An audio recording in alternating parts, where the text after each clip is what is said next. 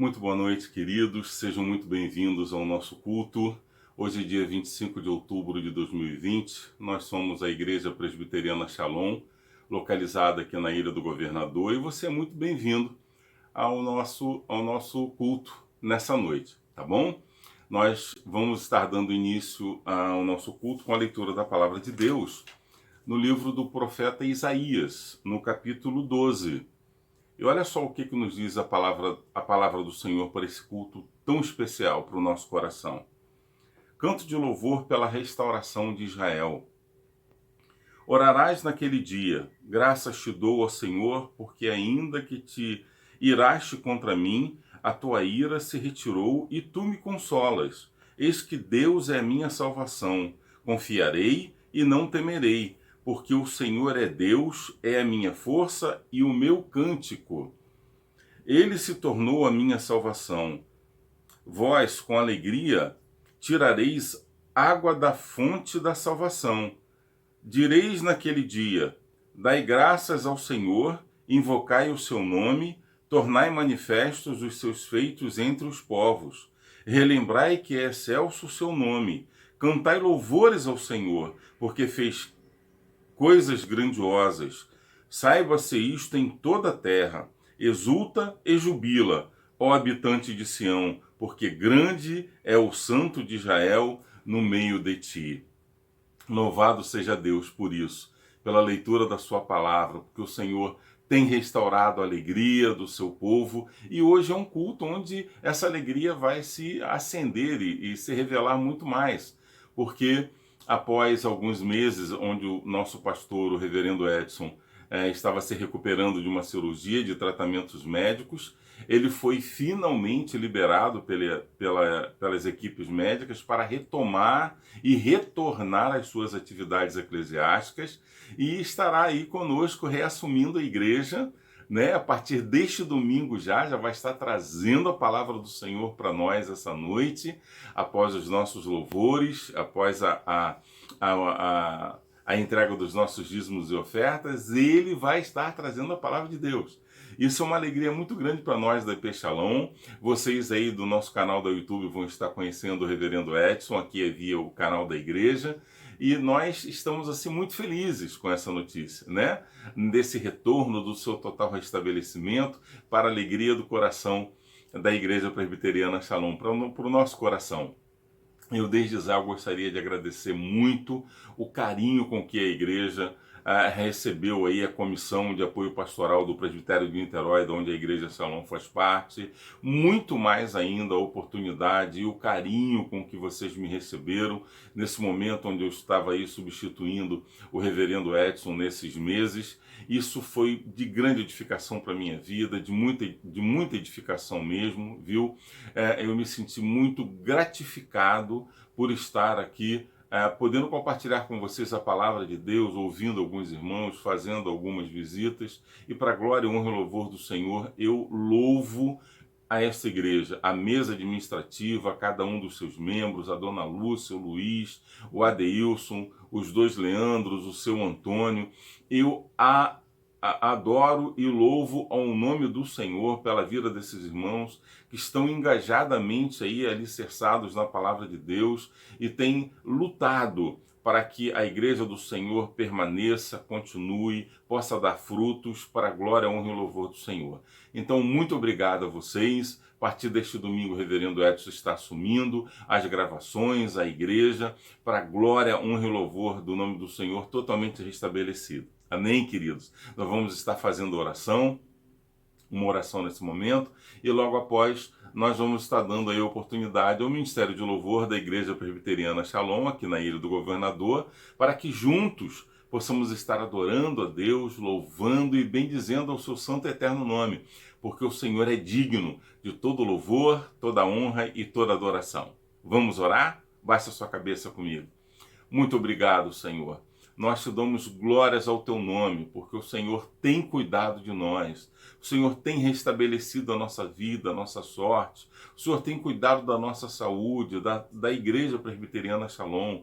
Por isso nós bendizemos o teu nome, Senhor, com muita alegria no nosso coração, pelo retorno em total restabelecimento do teu servo, o reverendo Edson Alfradique. Ó Deus, que tu alcances toda a sua família neste momento, na noite de hoje, que tu possas estar abençoando a sua vida, conduzindo com a tua graça, ungindo e renovando a vida do teu servo, abençoando para mais uma vez estar à frente do trabalho da tua igreja, Shalom. Ó Deus, para que ela dê frutos e siga, ó Pai, comprometida com o teu reino, a fim de que possa continuar louvando, bendizendo e glorificando o teu nome.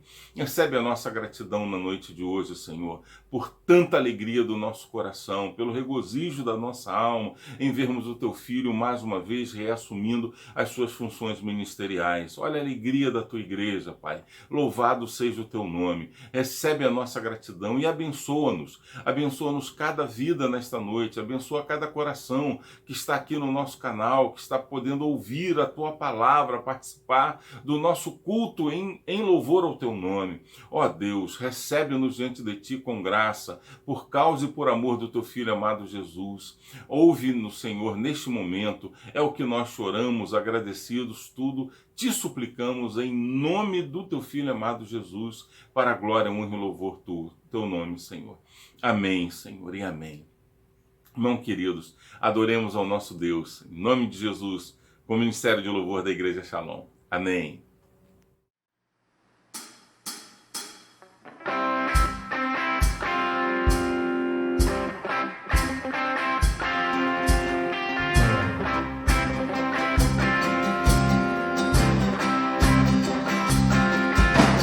Se paz a mais doce me deres usar, se dor a mais forte sofrer,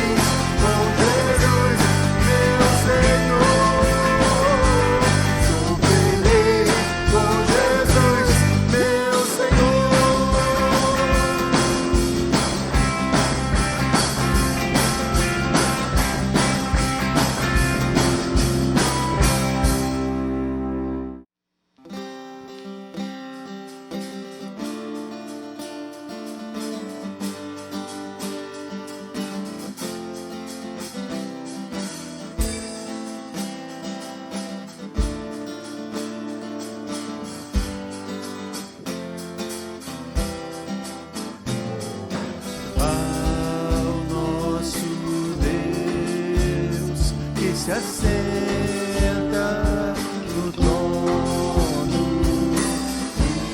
e ao Cordeiro pertence a salvação. Ao nosso Deus que se assenta no trono e ao Cordeiro pertence a salvação. E o louvor e a glória e a sabedoria e as ações de graça e a honra e o poder e a força sejam ao nosso Deus pelos séculos dos séculos. Amém. Ao nosso Deus que se assenta no trono e ao Cordeiro pertence a salvação. E o louvor e a glória e a sabedoria e as ações de graça e a honra e o poder e a força sejam ao nosso Deus pelos séculos dos séculos. Amém. E o louvor e a glória e a sabedoria e as ações de graça e a honra e o poder e a força sejam ao nosso Deus pelos séculos dos séculos. Amém.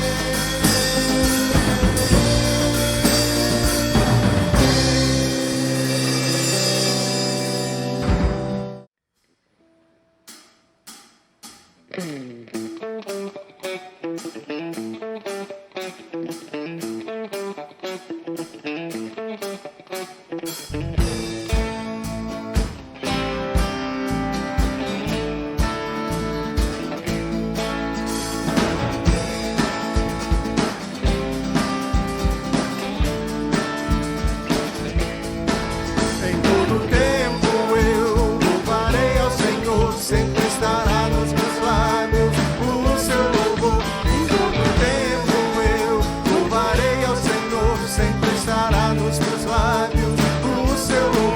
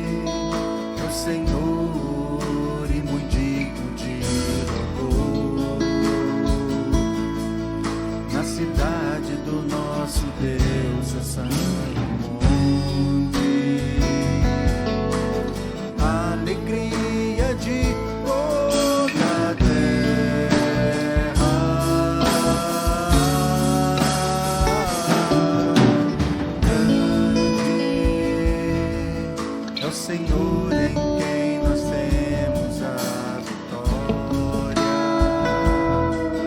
e que nos ajuda contra o inimigo. Por isso diante dele nos prostramos e adoramos. Queremos o teu nome engrandecer e agradecer-te por tua obra em nossas vidas. Confiamos em teu infinito amor, pois só tu és o Deus eterno sobre toda a terra e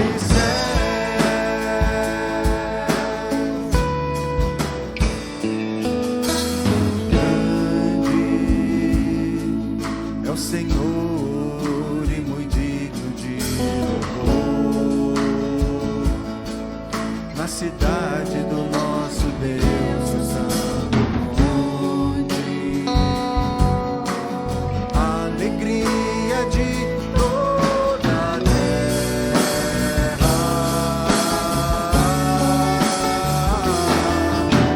Grande é o Senhor em quem nós temos a vitória e que nos ajuda contra o inimigo. Por isso diante dele nos prostramos e adoramos. Queremos o teu nome engrandecer e agradecer-te por tua obra em nossas vidas. Confiamos em teu infinito amor, pois só tu és o Deus eterno sobre toda a terra e céu. Queremos, Senhor, queremos o teu nome engrandecer e agradecer-te por tua obra em nossas vidas. Confiamos em teu infinito amor, pois só tu és o Deus eterno sobre toda a terra e céu. Queremos, Senhor, queremos o teu nome engrandecer e agradecer-te por tua obra em nossas vidas. Confiamos em teu infinito amor, pois só tu és o Deus eterno sobre toda a terra e céu.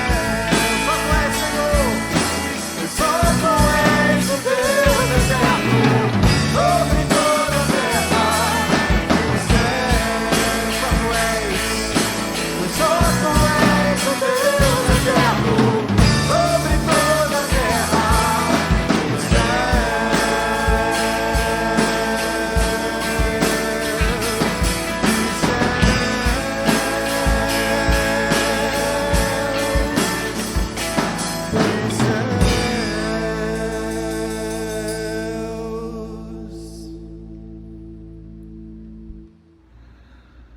Louvado seja Deus, coisa boa é a gente poder louvar a Deus, né? Adorar a Deus, ouvir esses cânticos que nos elevam a Deus em adoração.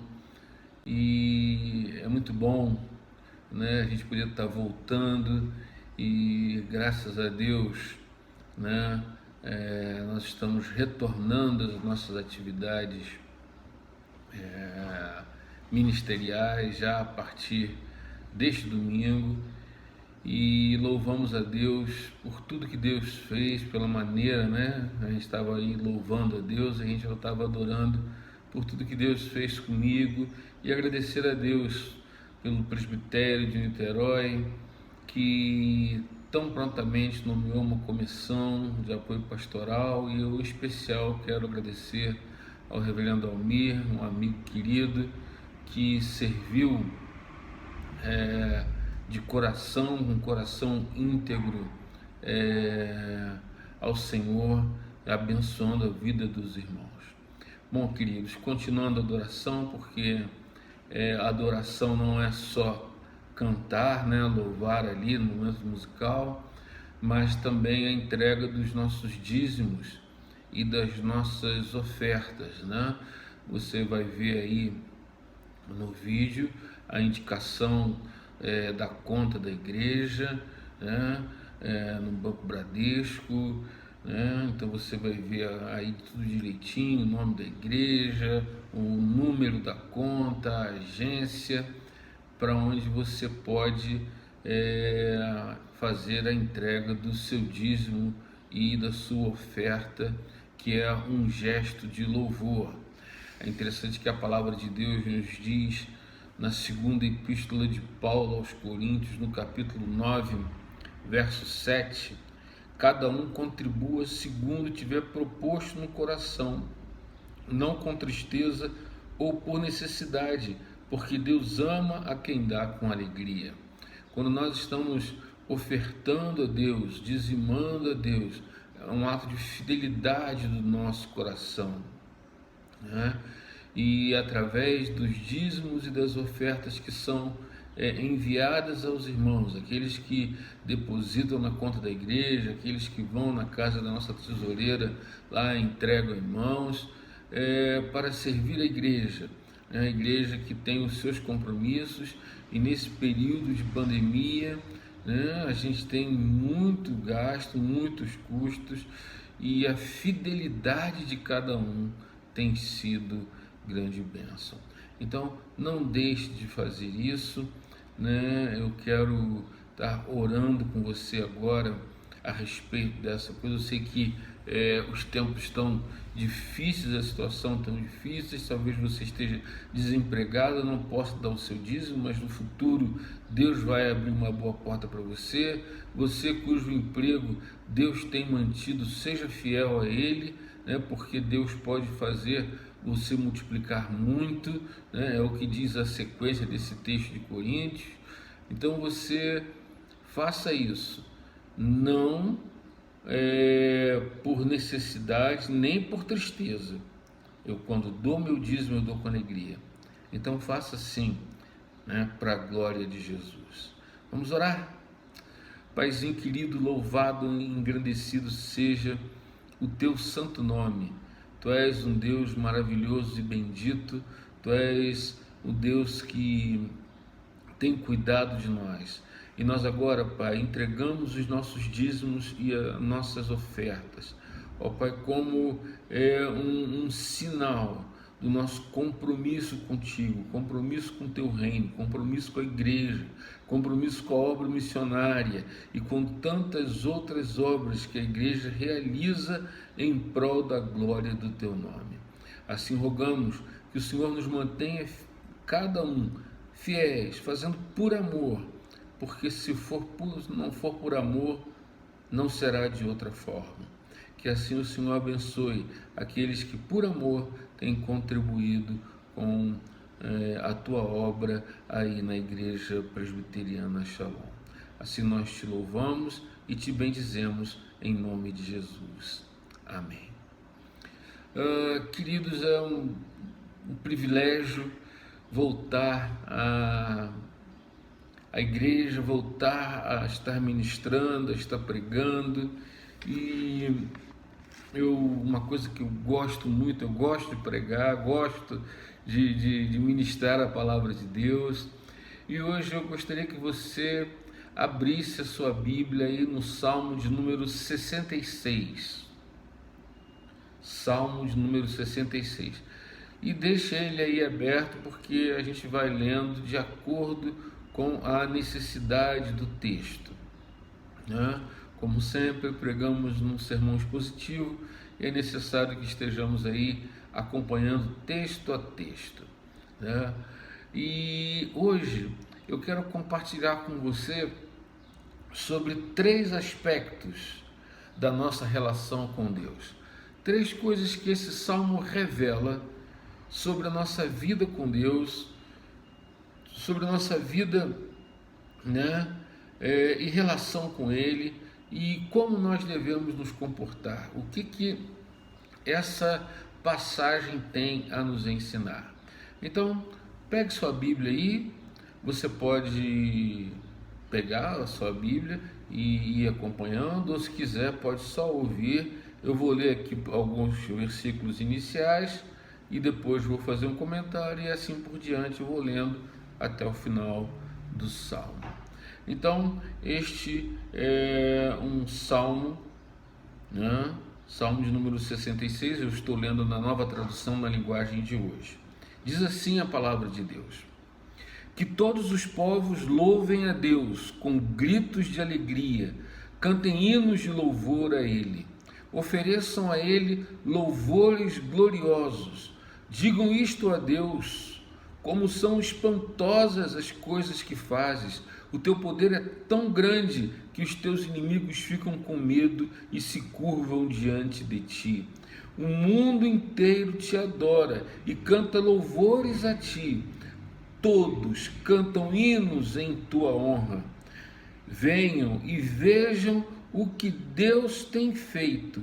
Vejam com espanto as coisas que Ele tem feito em favor das pessoas. Ele mudou o mar em terra seca e os nossos antepassados atravessaram um rio a pé. Ali nos alegramos com o que Ele fez. Pelo seu poder, Ele governa para sempre e os seus olhos vigiam as nações. Que ninguém se revolte contra Deus.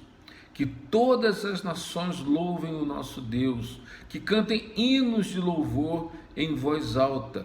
Ele nos tem mantido vivos e não nos tem deixado cair.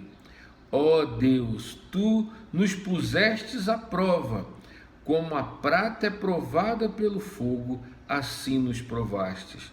Tu nos deixastes cair numa armadilha e colocastes cargas pesadas nas nossas costas. Deixastes que os nossos inimigos nos pisassem.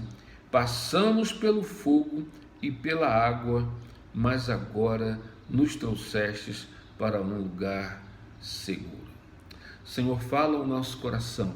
É o que nós pedimos em nome de Jesus. Amém. Amados irmãos, esse livro, o livro dos Salmos, é um livro conhecido como o livro dos cânticos do povo de Israel. Na Bíblia hebraica, ele é dividido em 5 livros. O primeiro livro vai aí do capítulo 1 até o capítulo 41. O segundo livro vai do capítulo 42 até o capítulo 72. O livro 3 vai do capítulo 73 ao 89. O livro 4 vai do capítulo 90 ao 106. E o capítulo 5, ele vai do Salmo 107 até o Salmo 150. Então, eles dividem em 5 capítulos. O nosso capítulo está aí entre o verso 42 e o capítulo 72 do Salmo, ou seja, é o Salmo 66. É um salmo de louvor e adoração, É um salmo que fala de como nós devemos louvar ao Senhor. E hoje nós vamos tratar sobre esse assunto, porque esse salmo ele vai tratar de como nós devemos adorar a Deus pelas coisas que Ele fez lá no passado, pelo que Ele faz no presente, pelos seus poderosos feitos, pelas suas vitórias, pela maneira como Ele trabalha em nossos corações e a forma também como Ele nos disciplina e como nos estimula a oração. Então, dentro desse quadro, nós lemos aqui esses 12 primeiros versículos, a primeira observação que nós temos que fazer é que há aqui uma adoração coletiva, né? Se você perceber bem, do verso 1 até o verso 12, o salmista, que nós não sabemos quem é, alguns atribuem a Davi, mas não temos certeza, né? Ele mostra que há uma adoração coletiva, ou seja, todos estavam adorando a Deus, não só o povo de Israel, mas como todas as nações. E o que eles estavam exaltando? Em primeiro lugar, eles estavam exaltando o poder de Deus, né? Olha o que diz aí o texto do verso 1, que todos os povos louvem a Deus. Não. Agora, uma coisa interessante aqui é que a palavra Deus em hebraico aqui é a palavra Elohim, né? E essa palavra Elohim, ela tem uma palavra correlata no Evangelho de João, no capítulo 1, que aponta para Jesus, né? Que diz lá que no Evangelho de João, capítulo 1, verso 1, no princípio era o Verbo, e o Verbo estava com Deus, e o Verbo era Deus. A palavra grega é a palavra theos, que é a palavra que nós podemos dizer que é correlata a Elohim. Ou seja, mostrando que esse Deus que está sendo exaltado aqui era o Deus lá do princípio, era o Deus que participou da criação, e é o mesmo Deus exaltado. E esse livro que nós temos em mãos aqui, o Velho Testamento, era a Bíblia que os apóstolos usavam. E eles enxergaram nesse livro a pessoa de Jesus, algo que muitos rabinos não conseguiram enxergar. Mas os apóstolos viram Jesus aqui. E há uma coisa que nós temos que olhar, é que esse texto, ele está falando do Verbo, do Deus Elohim, de Jesus, o qual nós devemos exaltar, engrandecer, exaltar. Sabe por quê, irmãos? Ele estava lá no passado, criando todas as coisas. Ele estava lá quando julgou o mundo antigo e salvou Noé e sua família. Ele estava lá quando ele chama Abraão. Ele estava lá quando ele disse: olha, de ti farei uma grande nação. Ele estava lá, né, quando Abraão recebeu a promessa e creu pela fé, e nós somos filhos de Abraão pela fé. Ele estava lá quando prometeu a formação da nação de Israel.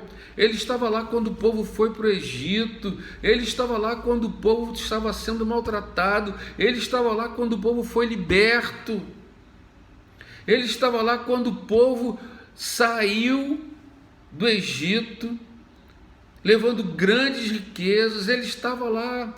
Ele estava lá quando os egípcios quiseram retomá-los. Ele estava lá na coluna de fogo, ele estava lá na coluna de nuvem, ele estava lá quando o mar se abriu, ele estava lá quando os guiou pelo deserto, estava lá diante da incredulidade do povo de Israel que resolveu adorar um bezerro.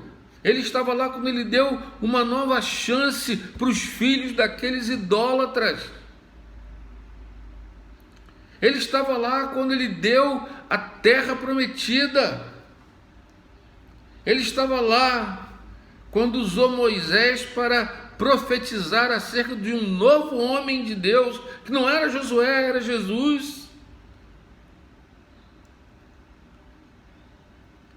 Ele estava lá em Belém, né, quando diz: e tu, Belém, Efrata, de modo algum será a menor de Judá, porque de ti o rei sairá. Ele estava lá. Ele estava lá quando ele cresceu, quando ele operou grandes milagres. Ele estava lá quando foi perseguido pelos judeus, pelos romanos. Ele estava lá quando foi julgado injustamente. Ele estava lá quando ele foi crucificado por mim e por você. Ele estava lá. Ele estava lá quando o sangue dele foi derramado. Ele estava lá quando ele foi colocado no sepulcro. Ele estava lá quando ele ressuscitou. Ele estava lá quando foi assunto aos céus. E ele está conosco hoje e voltará para buscar a sua igreja. E ele também está com você que está passando por lutas e por dificuldades na sua vida. E é por isso que eu e você temos,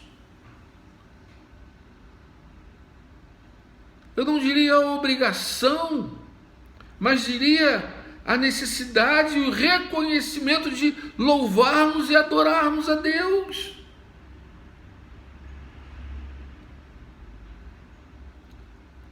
Ele está comigo quando eu estou passando pela luta. Sabe, a nossa fé em Cristo, ela é incondicional. Eu não creio em Deus porque a minha perna desinchou ou porque Ele me curou. Não, eu creio nele porque Ele é o Filho de Deus, Ele é Deus. Há essa adoração coletiva.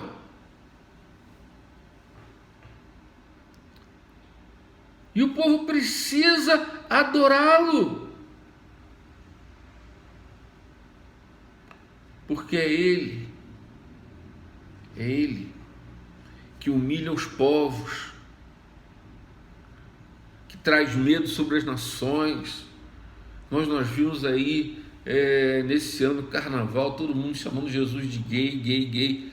Não vai ter nem carnaval ano que vem. Olha só, é Ele que domina sobre todas as coisas, é Ele que faz com que todos os povos reconheçam o seu poder. É Ele. O mundo pode ter a raiva que tiver de Deus, do Senhor Jesus, mas não pode negar o seu poder. E é o Senhor Jesus, conforme diz o verso 9, é quem nos mantém vivos. Ele nos tem mantido vivos e não nos tem deixado cair,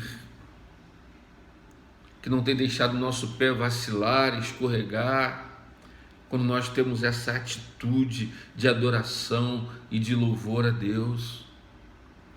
Sabe, há muitas pessoas que estão caindo aí,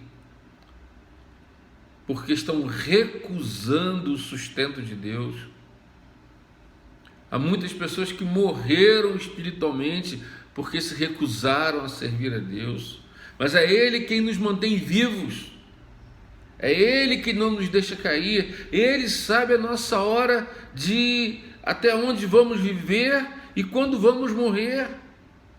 E se há uma coisa que tem que estar no nosso coração, é aquilo que permeava o coração do apóstolo Paulo. Para mim, o viver é Cristo e o morrer é lucro. É Ele quem faz isso. É Ele quem faz isso.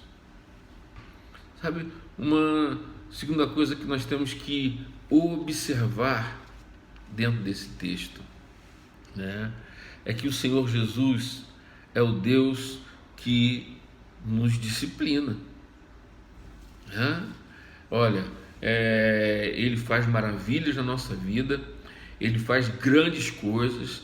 Ele é o Deus que cura, é o Deus que salva, é o Deus que liberta, é o Deus que abre o mar, é o Deus que abre o rio, é o Deus que faz muralhas caírem, é o Deus que faz grandes maravilhas. Ele opera, Ele tem poder para fazer tudo o que Ele quiser na nossa vida, na vida daqueles que o servem. Mas Ele também é o Deus que nos disciplina. Olha aí o verso 10 e o verso 12. Ó Deus, tu nos pusestes à prova, como a prata é provada pelo fogo. Assim nos provastes, tu nos deixastes cair numa armadilha e colocastes cargas pesadas nas nossas costas. Deixastes que os nossos inimigos os pisassem. Passamos pelo fogo e pela água. Irmãos, a palavra provar aqui, literalmente, significa examinar minuciosamente. É assim que Deus faz. Não sei se você conhece, já leu Deuteronômio capítulo 8, no verso 2 até o verso 6, Deus manda o povo recordar como é que ele o guiou nos desertos, né? Como é que foi? Como é que foram aqueles 40 anos que eles passaram no deserto? Deus, recordem como vocês foram humilhados, verdade, né? Como vocês foram provados, como eu deixei vocês terem fome, mas em compensação mandei o maná, né? Deus queria mostrar algo àquele povo, que não é só de pão que vive o homem. Nós temos que sair dessa vida materialista. Você só está satisfeito com Deus se você tiver. Se você não tiver, você vira a cara para Deus. Deus ensinou isso ao povo de Israel durante 40 anos.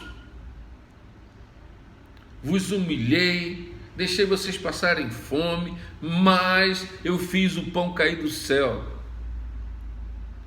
O que Ele quer nos ensinar? Eu tenho que aprender a olhar para o alto. O pão cai do céu. Você tem que parar de ficar olhando para o chão, para a terra, né? Tem que parar de ficar fazendo isso, porque Deus, Ele muitas vezes nos deixa passar pelas dificuldades materiais para nos despertar espiritualmente, para nos despertar a voltarmos a uma vida com Ele, a clamarmos por Ele.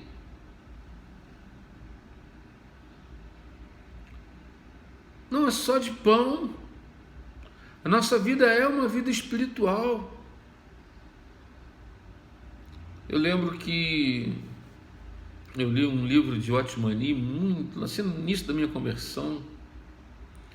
Ele dizia que quando a gente se converte, a gente não pode mais falar assim, olha, humanamente falando.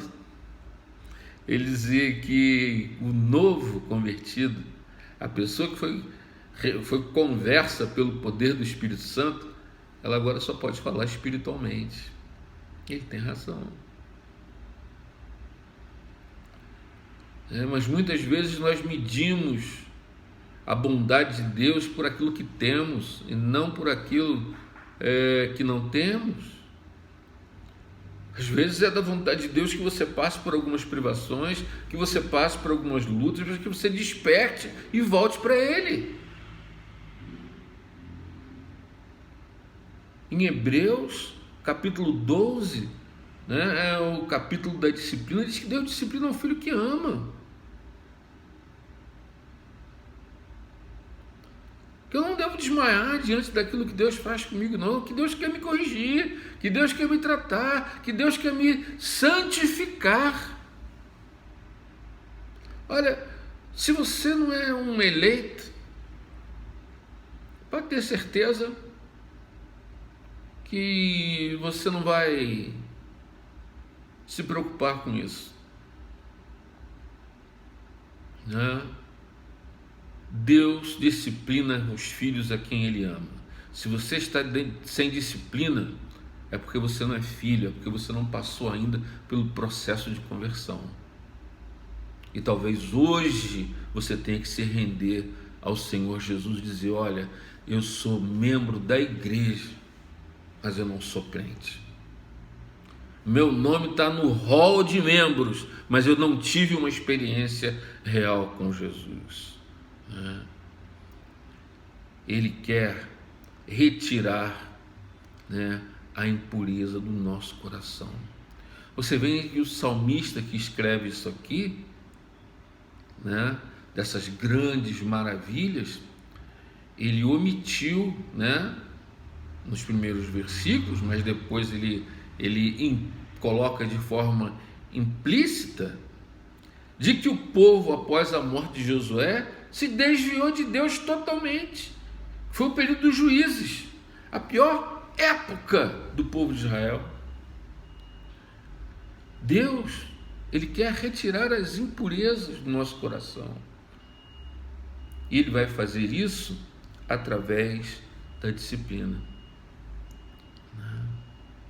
Agora, uma terceira observação é o que a disciplina produz. Por isso eu gostaria que você olhasse aí o verso 12, parte B em diante.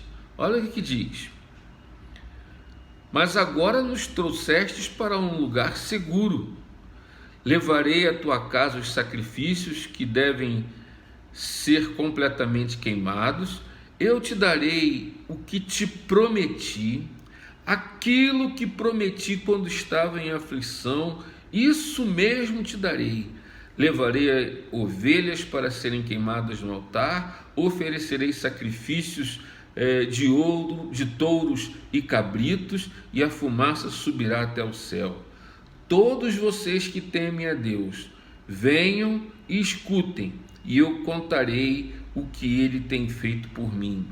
Eu gritei pedindo a sua ajuda, então o louvei com hinos. Mas se eu tivesse guardado maus pensamentos no coração, o Senhor não teria me ouvido. Porém, Deus de fato me ouviu e respondeu à minha oração. Eu louvo a Deus porque Ele não deixou de ouvir a minha oração e nunca me negou o seu amor. Então, o que a disciplina produz? Essa disciplina que Deus deixou passar pelo fogo, pela água, permitiu que o povo caísse na armadilha, e provou ali. O que isso produziu no povo de Israel? E o que isso produz em nós? Em primeiro lugar, produz segurança. Verso 12, parte B desse versículo, diz que produz segurança, ou seja, o Senhor nos trouxe para um lugar seguro. Produz conversão, produz metanoia, a palavra grega para meia volta, ou seja, eu ia numa direção errada, mas a disciplina me trouxe para o caminho certo. Algo que só o Senhor Jesus pode fazer. Só Ele. Então, a disciplina, ela produz uma vida espiritual segura. E o lugar seguro não é ficar em casa, não, é na igreja. Agora, com essa pandemia, nós estamos tendo alguns cuidados. Mas quando podíamos ir para a igreja, muitos irmãos ficavam em casa assistindo futebol, assistindo filme. Eu estou mentindo? Eu estou exagerando? Fala sério. Você que está me ouvindo, talvez já tenha feito isso. E agora lamenta: meu Deus, eu não posso ir à igreja. Pode sim. E nós vamos voltar com toda segurança. Mas a primeira coisa que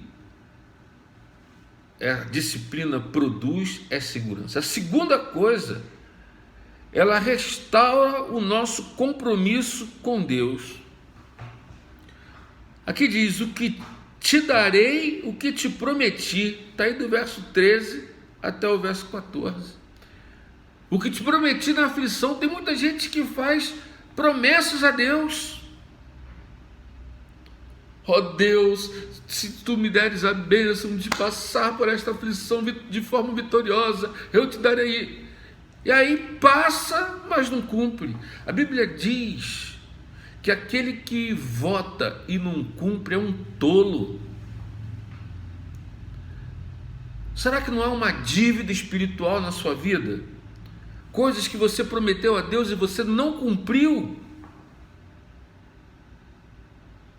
Pois bem, quando Deus nos disciplina, nós pagamos os nossos votos, nós pagamos as nossas promessas. Então, nós não podemos ficar aqui escondidos. Você pode ter uma dívida espiritual aí, do qual você precisa corrigir. O salmista diz: Senhor, depois que o Senhor me deu aquela paulada, eu resolvi pagar os meus votos.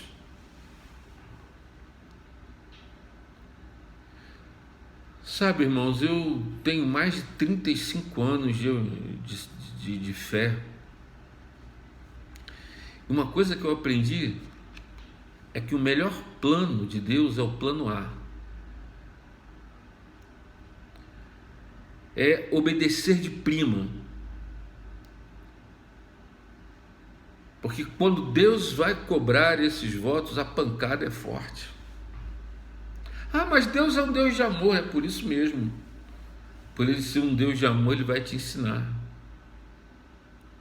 E é preciso que você aprenda.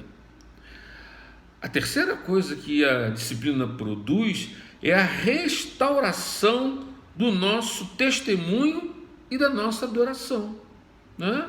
Olha o que diz aqui,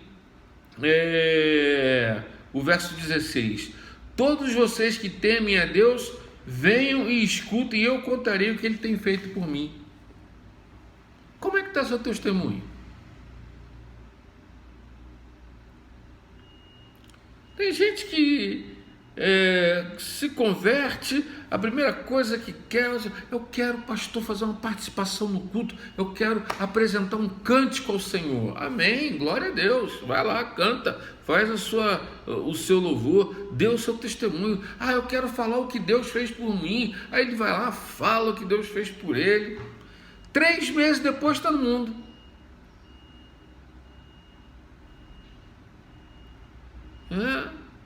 Se desviam, se esquecem.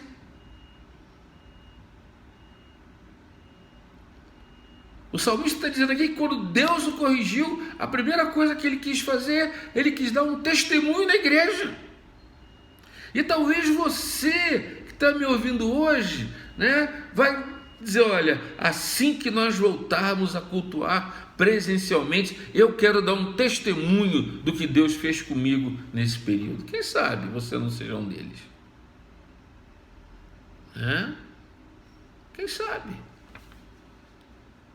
Ele diz aqui, ele não só deu testemunho, verso 17, mas ele diz aqui que ele também louvou com hinos e adorou o Senhor.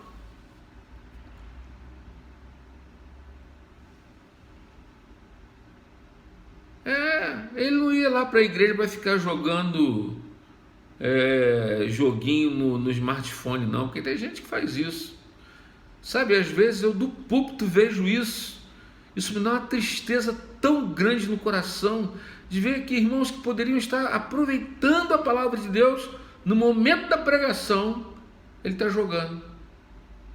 Para você ver o nível espiritual dos crentes de hoje. Sabe, dá vontade de dar uma exortação pública na hora. Mas eu sei que não é por força nem por violência, é pelo Espírito de Deus.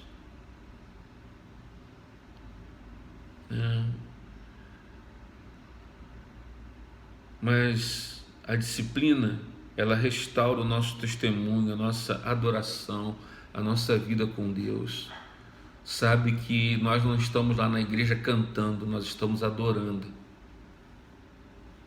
Sabe que nós somos crentes, não é lá dentro do templo, não, somos crentes fora do templo. Porque ser crente dentro do templo é muito fácil. Mas quando você está sozinho, é que vale o seu testemunho. Eu me lembro que quando eu era pastor na igreja presbiteriana Betel, tinha acabado de chegar, isso foi no ano de 93,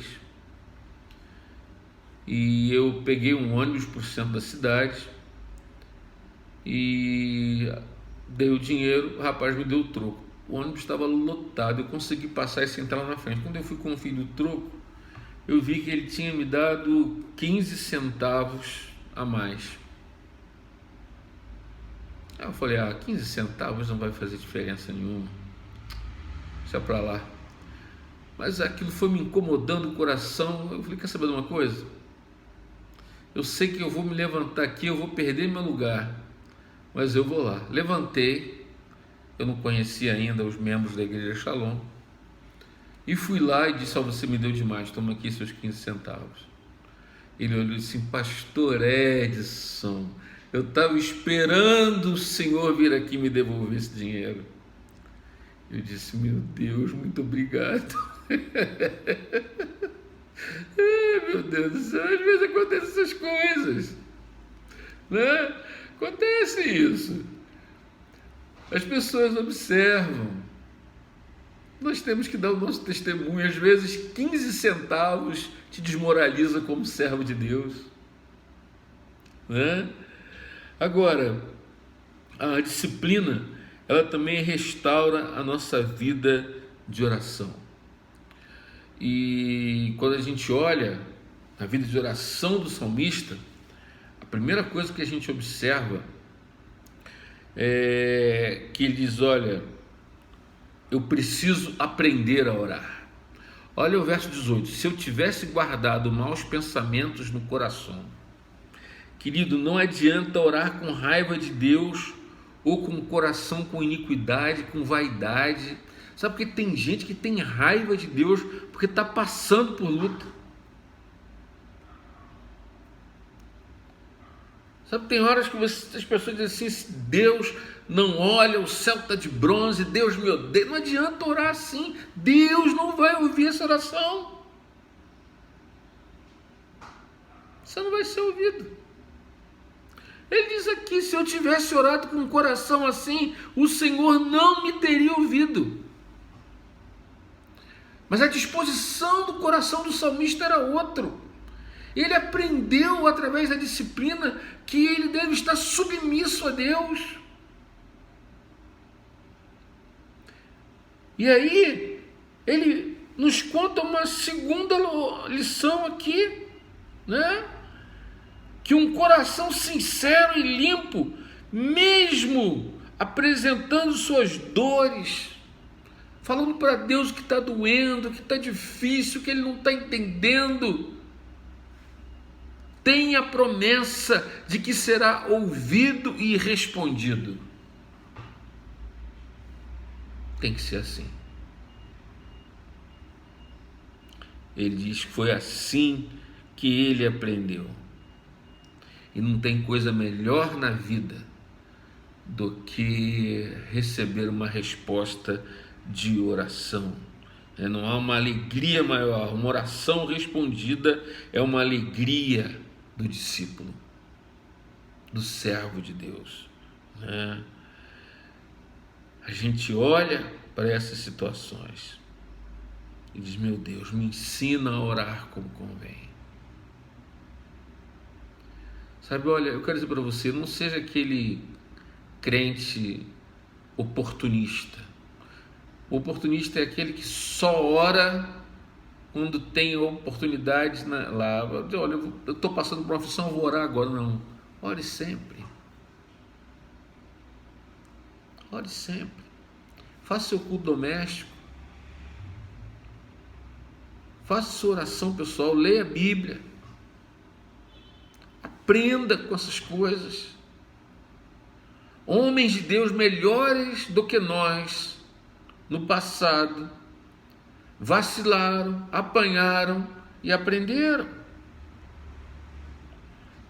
Aos fiéis, no tempo da tribulação, receberão a resposta de Deus. Ele diz: olha, Deus não deixou de me ouvir, é o que ele diz aqui, e nunca me negou o seu amor.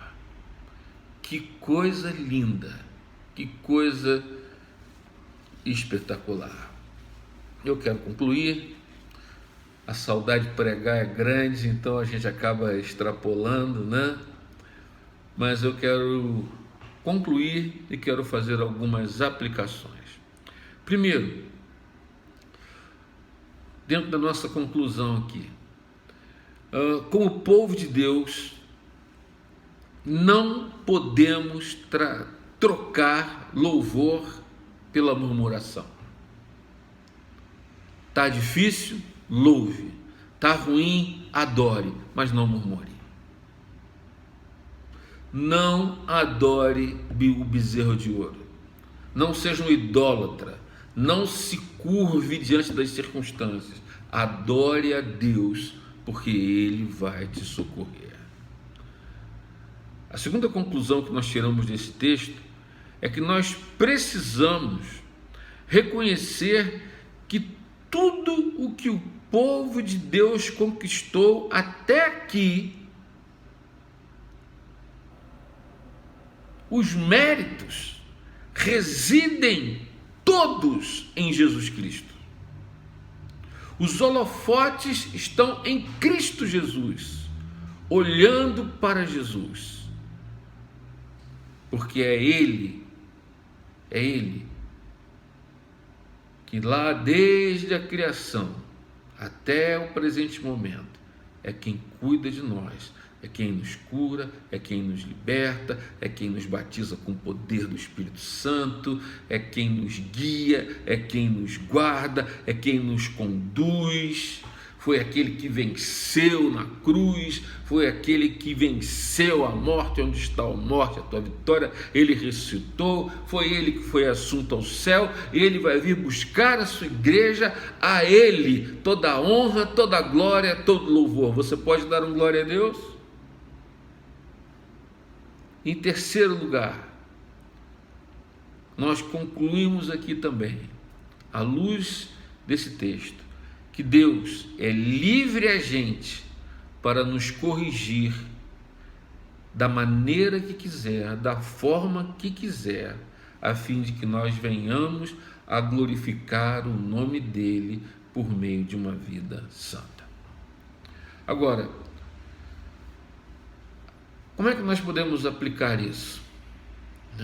O que nós temos que fazer? Primeiro, nos curvar ao poder de Deus. Você não pode ter medo de crer em Deus, na proteção de Deus e no poder de Deus. Você não pode ter medo do Mar Vermelho. Você não pode ter medo do Rio Jordão. Você não pode ter medo da arca. Você não pode ter medo da cruz. Você não pode ter medo da oposição e nem da perseguição, nem da morte. Você tem que se curvar, nós, a começar em mim, a nos curvar ao poder do Senhor Jesus. A segunda coisa que nós temos que fazer é adorá-lo pelos seus poderosos feitos, pelos feitos do passado e do presente, e por aquilo que ele vai fazer no futuro. Terceiro, nós temos que nos arrepender, e esse arrependimento virá através da disciplina, aonde o Senhor há de expor o nosso coração. E se você não aceitar a disciplina, você pode ter certeza de que você não é filho de Deus.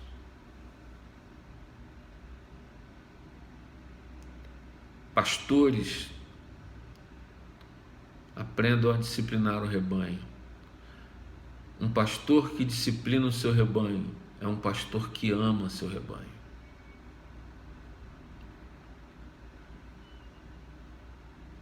Deus te ama, por isso te disciplina. E eu tenho que aprender a me submeter à disciplina. Precisamos voltar a testemunhar de Cristo, a falar de Jesus, aproveitar as oportunidades, louvar o nome dEle e abandonar de vez a iniquidade e a orar como convém e não ficar com raivinha de Deus. E por último, entender que desta forma o Senhor Jesus não nos negará o seu amor. Paulo diz que ainda que venhamos a ser infiéis, Ele permanece fiel. Que Deus me ajude, que Deus te ajude, para louvor da glória de Jesus. Então, louvado seja Deus, feliz, a partir de hoje, já reintegrado ao ministério da Igreja Presbiteriana Shalom, e daqui para frente, traçar os nossos planos para que a igreja retorne, a sua caminhada, retome a sua caminhada, para que venhamos a fazer planos para cultos presenciais, para cultos online. Vamos ver tudo isso, porque nós temos um Deus que é por nós. Se Deus é por nós, quem será contra nós? Eu gostaria de terminar orando e dando a bênção apostólica em nome de Jesus. Amém? Vamos orar? Senhor, que toda esta palavra pregada, ministrada aqui nessa noite, venha ao encontro dos nossos corações, transformando nossa vida. Que todas essas aplicações estejam, ó Pai, penetrando na nossa vida espiritual e que de fato produza mudança, e que muito mais do que uma boa palavra, Pai, seja uma palavra de mudança, de transformação para louvor da Tua glória. Assim te bendizemos e te adoramos, porque Tu és digno de toda a honra, de toda a glória e de todo louvor.